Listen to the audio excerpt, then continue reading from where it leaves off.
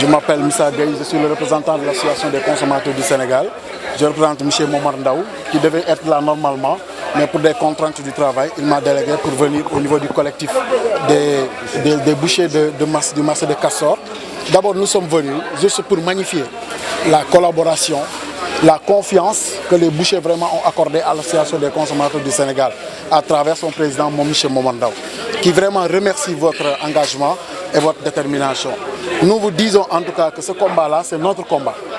Donc pour vous dire que nous allons associer ensemble vos forces, vos efforts et les miennes pour qu'ensemble qu'on puisse faire face à l'État, pour qu'on puisse diminuer le prix de la viande, pour que les consommateurs puissent subvenir à leurs besoins en termes de viande. Parce que nous avons constaté tous que le prix vraiment est un peu cher. Parce que 3 500 pour un Sénégalais, n'est-ce pas, moins, vraiment c'est trop cher. Voilà. Voilà, donc c'est ça qui nous a fait venir aujourd'hui ici, pour au moins vraiment dire encore qu'il y a une rencontre que les bouchers ont prévue le 6, je pense, au niveau du centre Douta Seck, qui est une journée que nous allons ensemble collaborer avec eux pour participer pour la réussite de cette journée-là, qui ne peut être que bénéfique pour les bouchers, mais en même temps pour les consommateurs sénégalais. Vous savez que la demande est plus forte que l'offre au Sénégal. Parce que présentement, d'après les chiffres du ministère du Commerce, qui est présentement, je crois, en tournée au niveau de Medina Djadbé, je crois que dans le Fouta, on a constaté qu'il y a 810 000 demandes de tête au niveau du Sénégal. Ce qui fait que nous n'avons pas l'offre qui peut satisfaire cette demande-là. Ce qui veut dire quoi? Il y a des équilibres. Parce que chaque fois que nous avons constaté que la demande est supérieure à l'offre, mais il y a un problème. Maintenant, comment faire pour régler ce problème-là? C'est ce que les bouchers sont en train de faire avec l'Association des consommateurs du Sénégal pour voir avec l'État du Sénégal comment ensemble on peut éradiquer ce fléau une bonne fois pour toutes. Voilà, je vous remercie. Je m'appelle Djiliba, je suis le coordonnateur du collectif des bouchers de la région de Dakar. À cet effet, nous avons créé ce collectif pour permettre d'apporter notre contribution pour régler les problèmes majeurs qui sont dans le secteur de la filière bétail-viande. Cette plateforme que nous avons créée, nous avons 2 programmes qu'on doit faire en partenariat avec l'ASCOSEN. C'est pour cette raison qu'on a tenu 7 points de presse pour informer toute la population, toutes les autorités, tous les acteurs de la filière bétail-viande, notamment les boucheries, sur la réunion que nous tenons le mardi 6 à la maison de la culture Douta Seck à partir de 15 h, qui sera présidée par le président Momar Ndaw, ASCOSEN. Le thème de la rencontre, il y a 2 thèmes. Le premier thème est que la viande impropre à la consommation. Le deuxième point, c'est quelle est la stratégie pour réduction du prix de vente de la viande. Deuxième thème, c'est dans le cadre de l'organisation de l'opération Tabaski. Notamment, faciliter les populations pour avoir leurs moutons de Tabaski, les acteurs qui vendent leurs moutons sur les points de vente autorisés par l'État, et les acteurs, les citoyens qui achètent leurs moutons. Nous avons un programme en partenariat avec l'ASCOSEN sur ça.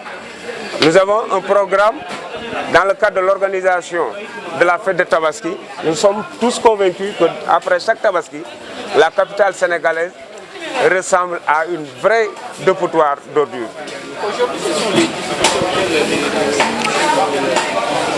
Ce n'est pas les bouchers seulement qu'on confronte, c'est la population, les acheteurs. Ils sont confrontés avec la difficulté par rapport à la chair du prix de vente de la viande. Deuxièmement, nous sommes endettés parce que le travail n'est pas sur notre monopole. C'est pour cette raison qu'on organise une rencontre de concertation le mardi 6 à la salle du Douta Seck.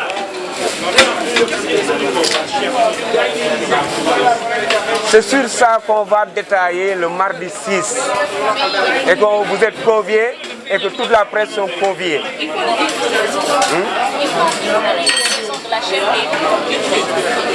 Par rapport à moi, parce que je ne suis pas le seul acteur. Mais merci, mais je coordonne pour faciliter les contacts entre les bouchers. Mais chaque boucher a une expérience à la matière. Bon, pour moi, ce qui a provoqué la cherté du prix de vente de la viande, c'est que le Sénégal ne dispose pas de bêtes. On n'a pas de bœuf. 90% ou bien 80% des bœufs abattus ici dans la région de Dakar proviennent des pays de la sous-région, le Mali et Burkina. Vous avez constaté que la hausse du prix de vente de la viande s'est déclenchée lors du problème au niveau des frontières du Mali. C'est par rapport à ce que le ministre a dit. Nous pouvons élever nous savons très bien. Nous allons nous aider. M. Momardao est le directeur du commerce à la DSTV. Mais M. Ndao a eu raison sur lui. Madame le ministre du commerce, ce n'est pas lui qui est habilité à parler même sur les affaires des animaux. C'est le ministère de l'élevage même qui devrait parler sur ça. Parce que ce n'est pas l'aliment de bétail qui fait la cherté du prix. Les autres qui sont au niveau de la Sogas, eux ils disent que c'est l'abattage clandestin qui a provoqué la cherté du prix de vente de la viande. La cherté du prix de vente de la viande, c'est-à-dire, nous on sait que, c'est-à-dire la boucherie n'est pas dans la main des bouchers et que les bouchers sont endettés. Ils sont endettés.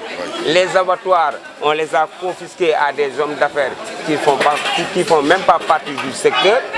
Les forails au niveau de Sikambao, vous savez très bien les querelles qui sont là-bas, il y a une lobby. Les bouchers, ils n'ont jamais bénéficié de financement en provenance de l'État. Les bouchers, l'État n'a jamais organisé une rencontre avec les bouchers. Même les journées nationales de l'élevage, les bouchers ne sont pas conviés. Mais les bouchers, c'est eux qui sont chargés l'alimentation destinée à la population. Et que c'est eux qui achètent les bœufs. C'est aussi eux qui amènent les bœufs au niveau des abattoirs et qui payent les éléments moteurs. Même sur le Covid-19, on n'a rien touché sur les 150 000. Et qu'on est le boucher, fait partie des métiers de l'artisanat. Bon, pour régler tous ces problèmes, ça nécessite qu'on organise une cadre de concertation, une rencontre d'échange et de partage avec les acteurs qui sont dans la filière bétail, les acteurs qui sont dans la filière viande, et les associations de consommateurs, et même le ministre du Commerce est convié, le ministre de l'Élevage est convié, IGG aussi. Nous voudrions qu'ils viennent sur la rencontre parce que sur la question du collecte et d'évacuation des déchets, sur la Tabaski. Bon, on a préparé une méthode en tant qu'acteur qui travaille sur ça. Bon, maa ngi leen di nuyu di wax ci turu sama président Lamine Diouf ci li ñu bëgg a def fii donc waxoon naa ak moom ci suba xamal na ko waa Exposen nañ fi ñëw pour ñooy wañ fi war a def waaye def ma noonu daa am soxla Touba mais bu ñëwee rek naa dalal mbooloo mi nuyu leen gannaaw bu leen nuyee nag maa ngi di saar leen jox seen wàcc waaye kenn ku sa tur seen ko aussi di rafetluwaat maanaam wuyu bu ngeen ñu wuyu ji fii te na ngeen nangul ñu ko maa ngi sant bu baax Fall leen gërëm ci loolu. jafe-jafe bi ñu am nag ci problème liggéey bi bari na bon parce que fu mu nekk nii yëpp nag bi seer na ba askan bi vraiment gisuñu seen bopp parce que leader yi nga xam ne ñoo yore liggéey bi maanaam li ñu jëndee nag yi upp na parce que nag boo ko buggee jënd mu dikk lekk lu 3500 amatoo loo koy jaayee te itam vraiment boucher yi nga xamante ne ay professionnels lañu nekk ci marché yi bu ñu buggee liggéey te yoruñu maanaam lu ñu mën a liggéeyee loolu moo waral marchandise bi seer donc boucher moom la ko mën di dimbale mooy mu am loo xam ne carrément bu ko yóbboo tere mën am lu muy jëndee ba booboo nag mën a jënd lu yomb mën a jaay lu yomb mais en tant que loolu amul jafe-jafe bëri moo fi nekk ci métier bi lépp lu ñuy lancé gouvernement bi ak waa Exposen mooy daal xanaa moom ñoom ñoo fi nekkal askan bi vraiment ñu rafetlu toogaay président Omar Ndao bii nga xam ne carrément daf fi nekkoon ak Ablaye Wade boobu mu dem mu nekk ak Macky Sall te mu nangul ñu wuyu ji fii ñu def ñu pour jàppale askan bi ñu ngi ko ci sant bu baax wax dëgg yàlla bu baax a baax ñu ngi ko ci sant président Omar Ndao ñu ngi ko ci sant bu baax parce que wuyu bu ñu wuyu ji fii parce que xam naa askan bi la fi nekkal.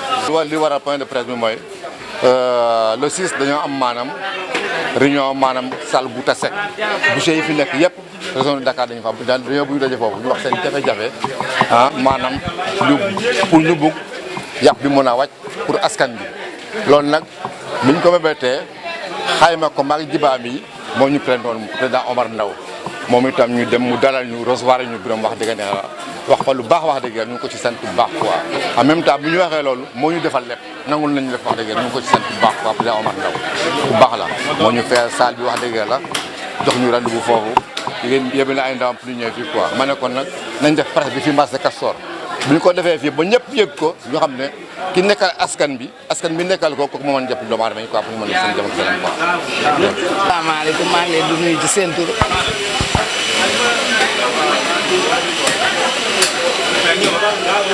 Jiba dugal teel bi voilà dugal ci moom itam. waaw maa ngi leen di nuyu ci seen tur ak seen sant di leen gërëm ci lii ngeen def ak lii ngeen organisé ndax lii lu ñu yàkkamti la lu ñu bëgg la ndax ñun lii rek lañ am bu set ci la ñuy liggéey ci la sunu njaboot ne moom la ñu xam moom la ñuy liggéey lu ñu am ci lañ ko am lu ñu ñàkk ci lañ ko ñàkk te fi mu ne nii danoo sonn nan sunu njaboot sonn ndax ku ne liggéey ba nga yaakaar boo demee ba mënatoo cee faj sa soxla mënoo cee mënoo cee dundal sa njaboot sonn nga te moom fi mu ne nii moo nu dal te lii ci Sénégal rek la am réew moo dem bu se noobal la fa Sénégal rek la lii am ndax réew moo dem bu se yaa nga yor seen oto yu tooy xib dëkk ci seen kër yu rafet di dund bu noobale fii nag dundoo lu may ay bor ngay dundee ak xalaat kuy dund di xalaat tëdd di xalaat doo nelaw xam nga ne sonn nga te kon sonn nan bu baax a baax te sonn nan te ñi ñuy jaay yàpp it sonn nan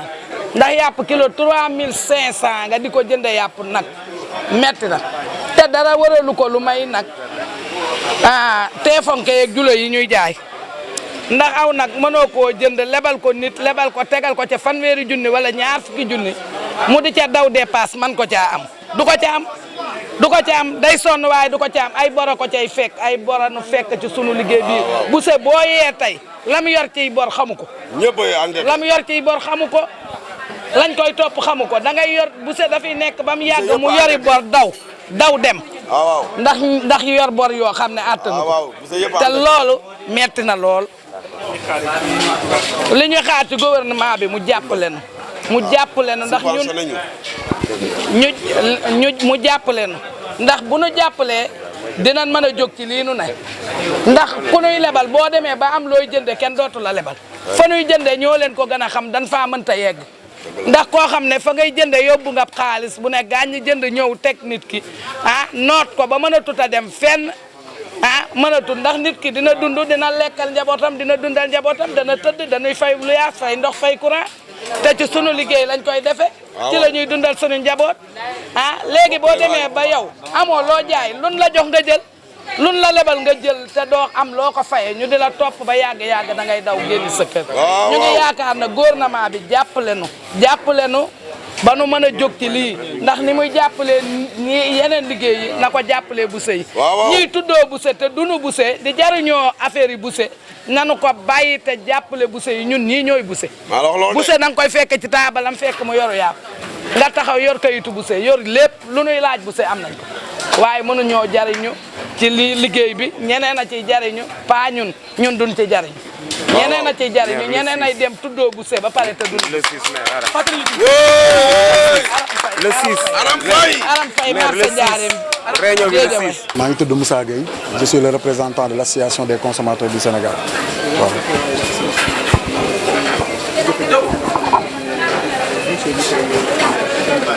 Voilà donc avant may commencer ngeen permettre ma vraiment remercier le collectif des bouchers du marché de Castor kii di suñu papa Cheikh Ndiaye jiite ko te ñuy rafetlu encore une fois ak Lamine Diouf jërëjëf ñuy rafetlu vraiment seen taxawaay ci liggéeyu boucherie di rafetlu aussi seen taxawaay ci collaboration bi nga xam ne def nañ ko ak Ascosen ndax li waral loolu mooy le secteur ñun ñëpp gis nañ problème bi ci nekk parce que tey ñoom bu ñuy jooy que ni prix bi dafa cher li ñuy jëndee dafa metti ba li ñu koy jaayee consommateur bi metti bañ koy jooy c'est parce que consommateur bi la ñuy jooyal parce que tey amatul benn consommateur bu lekk yàpp comme ni nga ko bëggee te vraiment fi mu toll cher na parce que kilo bi à 3500 francs am na ñoo xam ne seen i kër du mënuñu lekk benn kilo bëgg am 2 wala 3 ba 4 day xaw am 10 ci poche consommateur bi donc loolu moo tax ñun en tant que Ascosen en tant que association consommateur à travers le président monsieur Momar Ndaw bi nga xam ne ñoom déplacé wu nañ ñëw seet si ko suñu bureau ñu toog waxtaan ba tënk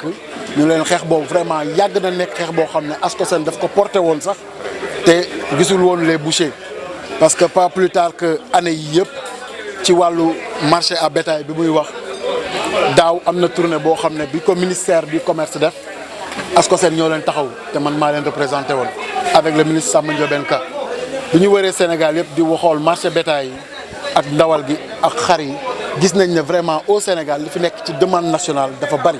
Il y a plus de 810 000 demandes. Vraiment, l'offre nationale ne peut pas satisfaire cela. C'est ça qui fait que nous avons des problèmes. Nous avons l'État. En tant que consommateur, nous avons dans ce secteur. Nous avons nous sommes là. Nous avons bolé sur nous pour que l'État double le milieu pour que vraiment le prix revenir à la normale au consommateur.